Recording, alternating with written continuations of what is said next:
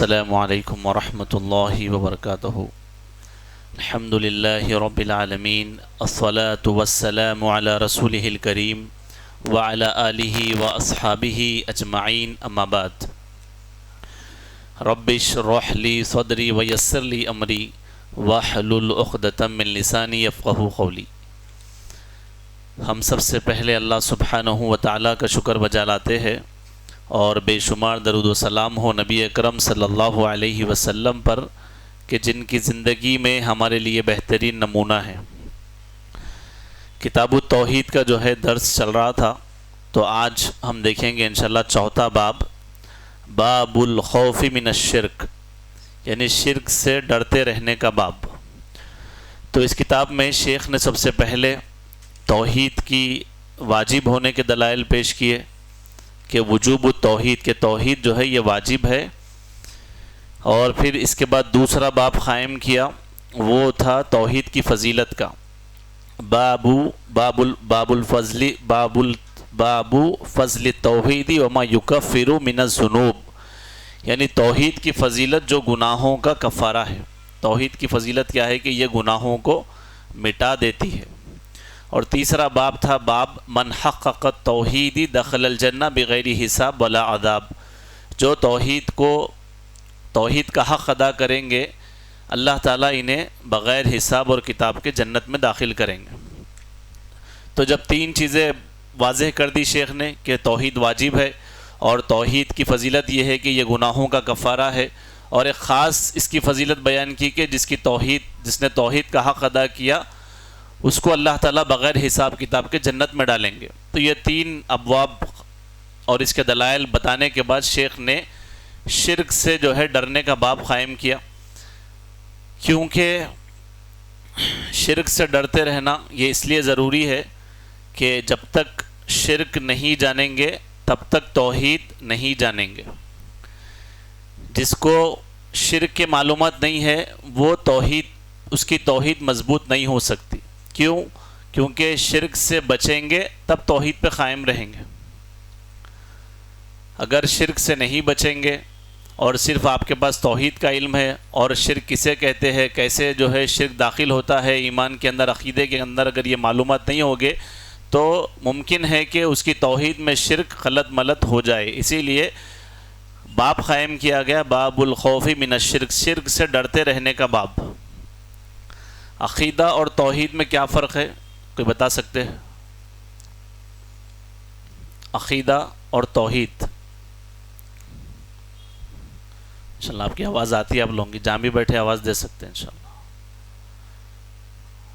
ہم سنتے رہتے ہیں نا، عقیدہ اچھا کرو، اپنی توحید اچھی کرو، تو دونوں اکثر ساتھ میں آ جاتے ہیں، عقیدہ اور توحید۔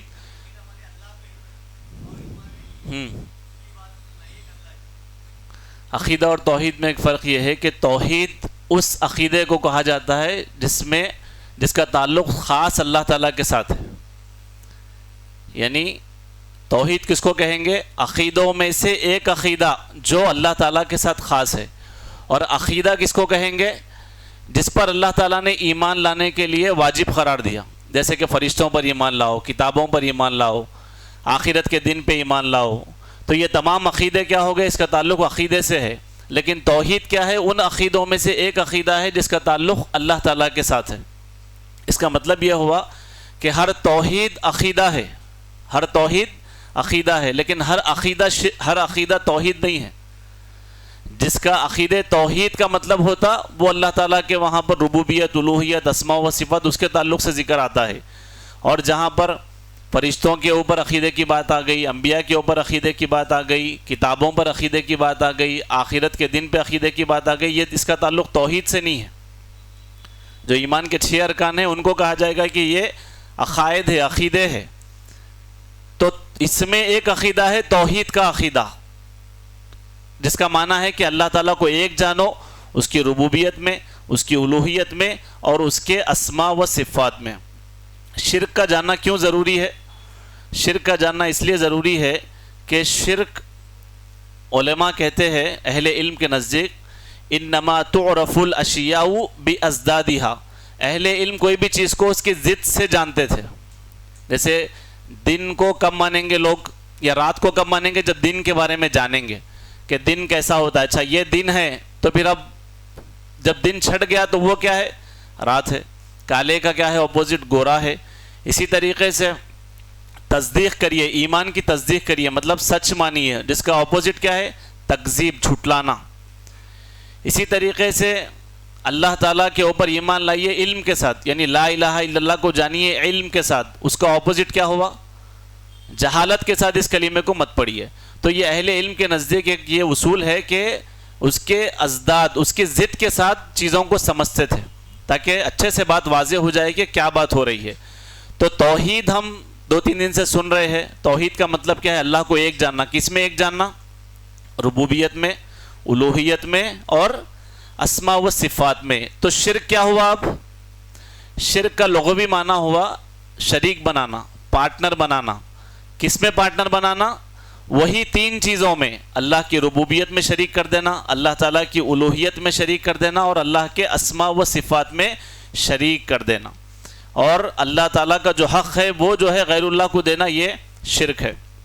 تو اس لیے اس باب کو شیخ نے قائم کیا کہ جب تم توحید کی تعلیم لے رہے ہو تو سیم ٹائم شرک کی تعلیم بھی ضروری ہے، تاکہ شرک کیا ہے، کیسے ربوبیت میں شرک داخل ہوگا، الوہیت میں داخل ہوگا، اسماء و صفات میں داخل ہوگا، اس کے روٹس کیا ہے، اس کے اعمال کیا ہے. جب وضاحت اگر واضح رہے گی تب شرک کو بچا پائیں گے ایمان سے، ورنہ شرک کیا ہوگا؟ ایمان کے اندر داخل ہو جائے گا. اور پھر اسی طریقے سے اب اس باب کو شیخ نے قائم کیا، اس کے بعد اس کے تحت آیتیں اور حدیثیں پیش کی. پہلی آیت کہا وقول اللہ تعالی ان اللہ لا یغفر ان یشرک به ویغفر ما دون ذلک لمن یشاء. اللہ تعالی معاف نہیں کریں گے شرک کو، اللہ تعالی شرک کو معاف نہیں کریں گے، اس کے علاوہ جس گناہ کو چاہے اللہ تعالی معاف کر دے. یہ آیتیں جب نازل ہو رہی تھی تو اس وقت جو اعمال تھے، اگر آپ دیکھیں گے کہ لوگ اس وقت میں جو ہے بچیوں کو زندہ دفن کر دیتے تھے. گناہ جو ہے عروج پر تھے، ہر قسم کا گناہ ان کے اندر ملوث تھا. لیکن اللہ تعالیٰ نے ویسے وقت میں آیتیں نازل کی شرک کے تعلق سے اور کہا کہ اگر تم شرک نہیں کریں گے تو تمہارے ہر گناہ کو معاف کر دوں گا. ویسے اگر آپ اصحاب الاخدود کا واقعہ دیکھیں گے تو وہ لوگ ایک دن میں جو ہے 30 ہزار لوگوں کو جلا دیتے تھے. تو ان کے بارے میں بھی اللہ نے کہا کہ اگر وہ توبہ کر لے تو اللہ تعالیٰ معاف کر دیں گے. لیکن شرک کے بارے میں یہ ہے کہ اگر بغیر توبہ کے مر گئے تو اللہ تعالیٰ کبھی جو ہے شرک کو معاف نہیں کرے گا. شرک کے اقسام کتنے ہیں؟ شرک کے ٹائپس، اقسام 2 ہے، شرک اکبر، شرک اصغر. شرک اکبر اور شرک اصغر میں کیا فرق ہے؟ شرک اکبر ایک ہو گیا، دوسرا ہے شرک اصغر. اکبر یعنی بڑا شرک اور اصغر مطلب چھوٹا شرک. تو شرک اکبر اور شرک اصغر میں فرق یہ ہے کہ جو بندہ شرک اکبر میں ملوث ہو گیا اور بغیر توبہ کے مر گیا تو اس کے بارے میں یہ ہے کہ وہ ہمیشہ جو ہے جہنم میں رہے گا اور وہ دائرہ اسلام سے خارج ہے. جو شخص شرک اکبر کا مرتکب ہوا وہ دائرہ اسلام سے خارج ہے، اور جو شخص اس کے اوپر توبہ کیے بغیر مر گیا تو وہ ہمیشہ کی جہنم میں رہے گا. اب شرک اصغر میں کیا ہے کہ جو شخص شرک اصغر میں ملوث ہوا یہ شخص دائرہ اسلام سے خارج تو نہیں ہے اور اسے ہمیشہ کی جہنم میں اللہ تعالیٰ نہیں رکھیں گے. اللہ اگر چاہا تو اللہ سبحانہ و تعالیٰ اسے معاف کر کے واپس جنت میں داخلہ دے دیں گے. اب شرک اکبر اور شرک اصغر میں کیا اعمال آتے ہیں؟ جیسے مثال کے طور پہ ایک مثال دیتا ہوں اس کو سمجھنے کے لیے. جیسے کہ اللہ تعالیٰ کی ربوبیت میں شریک کرنا شرک اکبر ہے، اللہ تعالیٰ کی الوہیت میں شریک کرنا شرک اکبر ہے، اور اسی طریقے سے اسماء و صفات میں کسی کو شریک بنا دینا یہ بھی شرک اکبر ہے. فرق کیا ہوگا؟ جیسے مثال کے طور پر تعویذ ہے. اگر کوئی شخص ہاتھ میں تعویذ پہنا، شیخ نے آگے بھی اس کا باب قائم کیا، اگر وہ یہ سمجھے کہ بذات خود یہ میری حفاظت کرے گا، ڈائریکٹ وہ جو ہے نا کس کو سمجھ رہا ہے؟ شفا کا مالک اور مصیبت سے بچانے کا مالک اس تعویذ کو، تو یہ شرک اکبر ہے. اگر وہ یہ سمجھے کہ اللہ ہی مصیبت کو دور کریں گے یہ سبب ہے تو یہ شرک اصغر ہے. یعنی غیر اللہ کو ڈائریکٹ دعا کر کے پکارنا یہ شرک اکبر ہے. غیر اللہ کے لیے قربانی کر دینا یہ تمام شرک اکبر میں سے. شرک اصغر میں کیا ہے؟ جیسے غیر اللہ کے نام کی قسم کھا لیا, تعویذ کو پہن لیا, تو یہ اعمال کس میں آئیں گے؟ شرک اصغر میں آئیں گے. تو اس کا ہم کو علم حاصل کرتے رہنا چاہیے کہ کون سے اعمال شرک اکبر کے اندر ہے, کون سے اعمال شرک اصغر کے اندر ہے.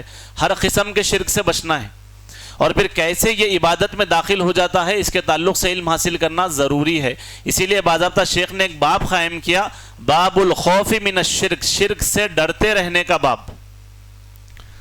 اسی طریقے سے تو پہلی آیت میں ذکر کیا, پہلی آیت جو ذکر کی کہ اللہ تعالیٰ شرک کو معاف نہیں کریں گے, اس کے علاوہ جس گناہ کو چاہے اللہ تعالیٰ معاف کر دے. اس کے بعد ایک اور آیت جو ہے ذکر کی ابراہیم علیہ السلام کے تعلق سے. وہ دعا کرتے رہتے تھے ابراہیم علیہ السلام, وَجُنُبْنِي وَبَنِيَّ أَن نَعْبُدَ الْأَصْنَامَ, اے اللہ مجھے اور میری اولاد کو بتوں کی عبادت سے بچا کر رکھ, بتوں کی عبادت سے بچا کر رکھ, یعنی شرک سے بچا کر رکھ کہ میں اور میری اولاد بتوں کی عبادت کرے, اس سے بچا کر رکھ. یہاں پر اصنام یہ صنم کی جمع ہے, صنم کہتے ہیں بت کو.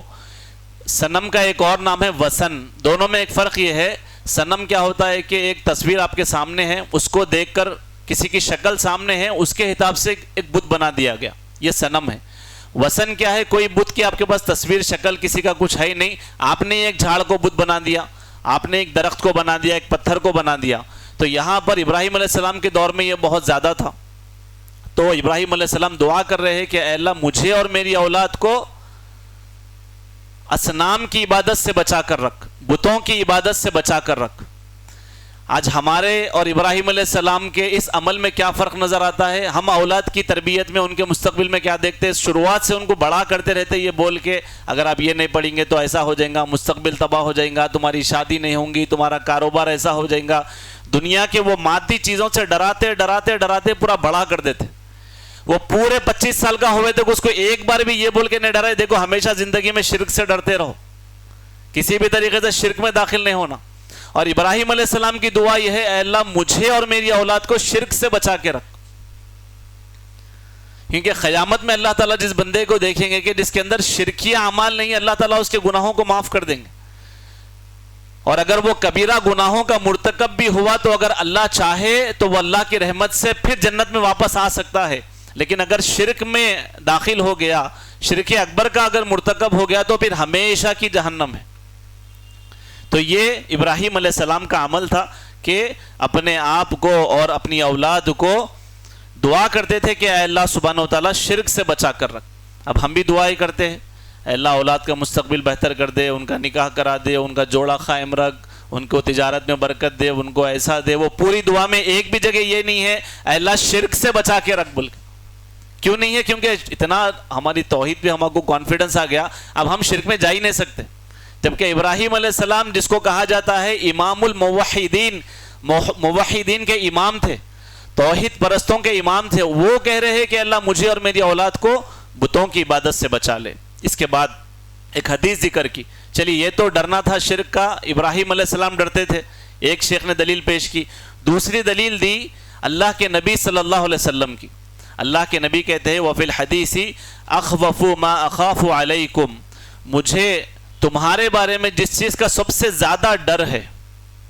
کیا کہہ رہے ہیں اللہ کے نبی؟ مجھے ڈر ہے تمہارے بارے میں. کس چیز کا ڈر ہے؟ کہہ رہے ہیں کہ مجھے تمہارے بارے میں جو سب سے زیادہ جس چیز سے میں ڈرتا ہوں, کہا الشرک الاصغر, میں شرک اصغر کے تعلق سے ڈرتا ہوں کہ یہ تمہارے اندر داخل ہو جائے گا. صحابہ نے پوچھا فسئل عنہ, اے اللہ کے نبی یہ شرک اصغر کیا ہے؟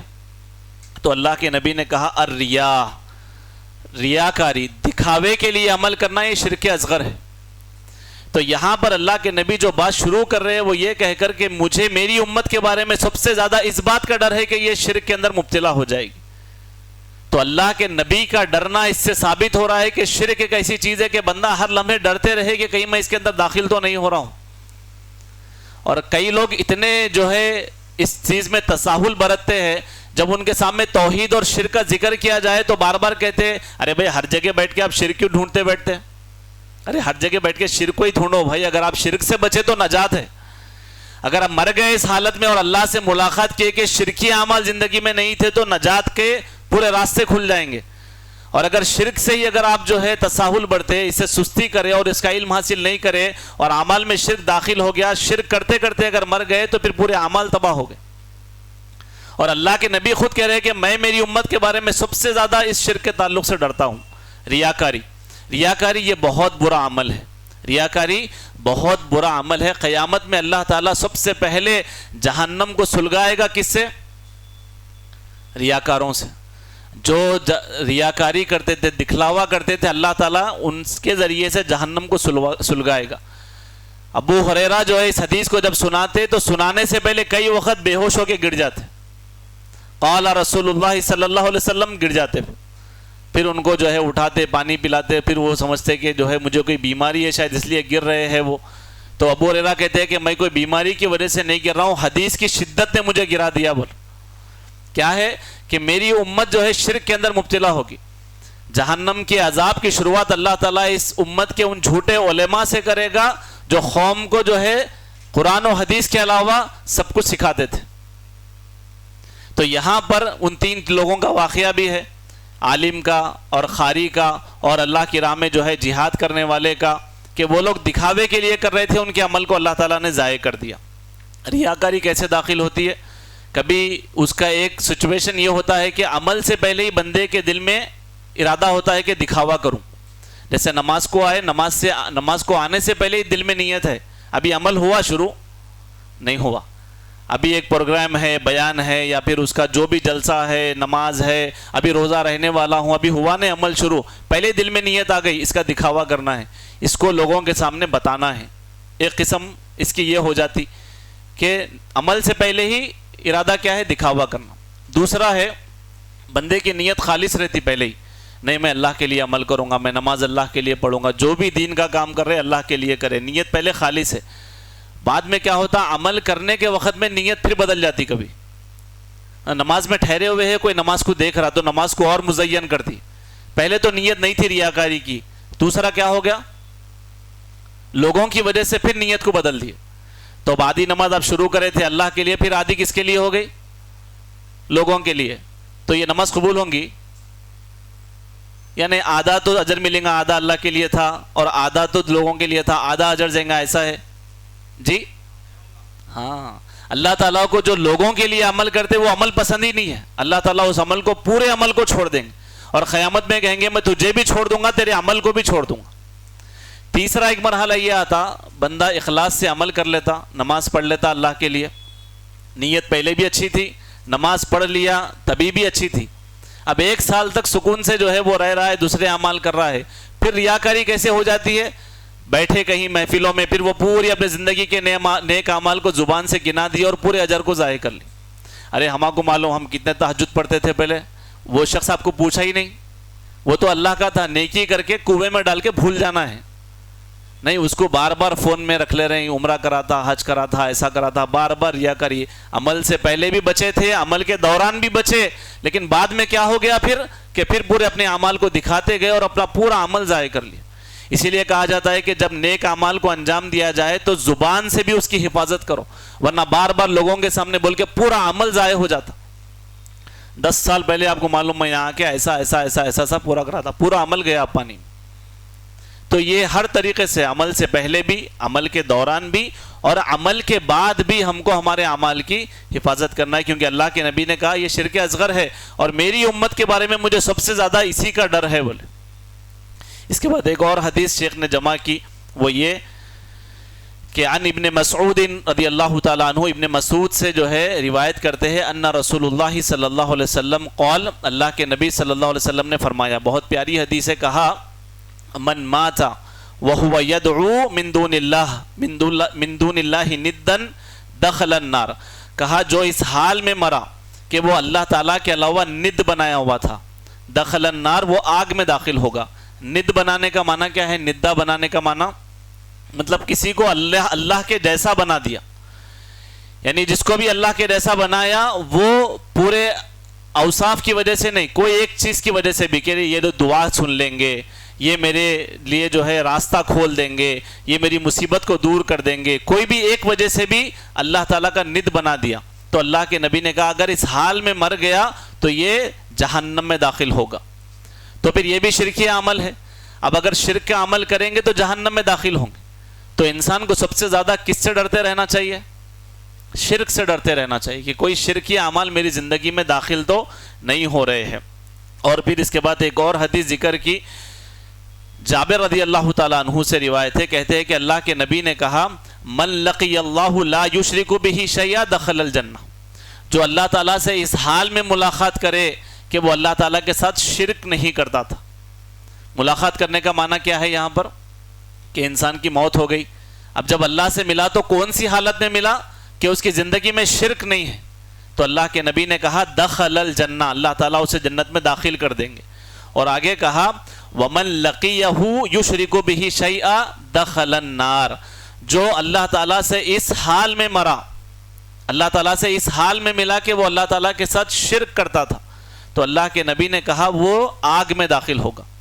تو اللہ تعالیٰ سے تو ملاقات سب کو کرنا ہے، سب کو موت آنی ہے. اب فکر یہ کرنا ہے کہ وہ ملاقات کون سی ہے، کیسی ملاقات ہے. اس حال میں ہم اللہ سے ملیں گے کہ تمہارے زندگی میں جو ہے اعمال کے اندر شرک تھا، تو اس حدیث کی روشنی میں کہا گیا کہ ایسی ملاقات کے بعد اللہ تعالیٰ اس کو ہمیشہ کی جہنم میں ڈال دیں گے. لیکن اس حال میں ملے اللہ تعالیٰ سے کہ زندگی میں شرکی اعمال نہیں تھے، تو اللہ سبحانہ و تعالیٰ انہیں جنت میں داخلہ دے دیں گے. تو شرک سے ڈرتے رہنے کا باب ہے. یہ اس باب کی جو ہے آخری حدیث تھی. سب سے پہلے جو ہے آیت جمع کی شیخ نے یہ کہہ کر کہ اللہ سبحانہ و تعالیٰ شرک کو معاف نہیں کریں گے، اس کے علاوہ جس گناہ کو چاہے معاف کر دے. پھر ایک آیت جمع کی ابراہیم علیہ السلام کے تعلق سے کہ وہ اپنے اور اپنی اولاد کے تعلق سے ہمیشہ شرک سے ڈرتے رہتے تھے اور دعا کرتے تھے کہ اللہ مجھے اور میری اولاد کو شرک سے محفوظ رکھ.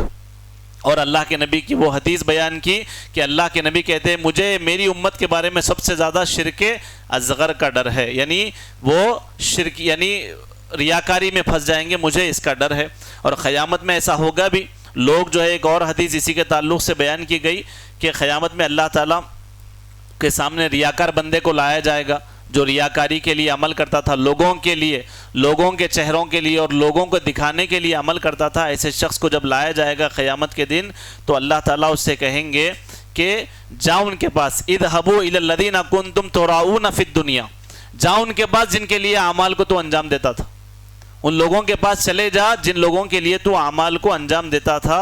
فانظروا هل تجدوا عندهم، جا کر انہیں دیکھ کہ وہ کہاں پر ہے، اور کہا جو کچھ تو نے عمل کیا تھا جا انہی سے اس کا بدلہ لے لے. بولیں گے اللہ تعالیٰ لوگوں کو دکھانے کے لیے کیا، لوگوں کو خوش کرنے کے لیے کرا، ہمیشہ ریاکاری میں مبتلا تھا، کس کے لیے کیا تھا، جا قیامت کے دن ڈھونڈ ان لوگوں کو اور انہی کے پاس سے اس کا اجر لے لے. بولیں گے تو ریاکاری یہ شرک میں داخل ہے. اب اس باب کا خلاصہ کیا ہے، اس باب کی دعوت کیا ہے؟ اس باب کی دعوت یہ ہے کہ شرک سے ڈرتے رہنا ہمیشہ. جب شرک سے ڈرتے رہیں گے تو شرک کے اقسام کیا ہے اور شرک اکبر کیا ہے، شرک اصغر کیا ہے، اور یہ کیسے عبادتوں میں داخل ہوتا ہے، اس کے تعلق سے علم حاصل کریں گے. تو یہ باب کا یہی دعوت ہے کہ ریاکاری شرک ہے، اور پھر دکھاوا کرنا یہ شرک اصغر میں سے ہے. اور پھر جو نیک لوگ تھے جتنے بھی، وہ اللہ تعالیٰ سے ریاکاری کے تعلق سے ڈرتے رہتے تھے لوگوں کے لیے عمل کرنے کو. یہ جو ہے اس باب کے اندر تمام باتیں بتائی گئی ہیں، بالکل مختصر باتیں ہیں اس باب کے اندر. انشاءاللہ کل کا جو باب ہے 5واں وہ یہ ہے کہ اللہ تعالیٰ کی توحید یعنی لا الہ الا اللہ کی طرف دعوت دینے کا باب. میں اسی پر اکتفا کرتے ہوئے اپنی بات کو روکتا ہوں. اللہ سبحانہ و تعالیٰ ہمیں ان تمام باتوں پر عمل کرنے کی توفیق عطا فرمائے، اور اللہ سبحانہ و تعالیٰ جب تک ہمیں زندہ رکھے، صحیح عقیدے پر رکھے، ایمان اور اسلام کے ساتھ رکھے، جب ہمیں موت آئے تو اسلام اور ایمان کی حالت میں آئے. اور اللہ سبحانہ و تعالیٰ ہمیشہ ہمیں شرک سے بچے رہنے کی، شرکیہ اعمال سے دور رہنے کی اللہ تعالیٰ ہمیں توفیق عطا فرمائے. اور ہم دعا کرتے ہیں کہ اللہ تعالیٰ ہمیں اور ہماری نسلوں کو شرک سے محفوظ رکھے. آمین. وآخر دعوانا الحمدللہ رب العالمین. السلام علیکم ورحمۃ اللہ وبرکاتہ.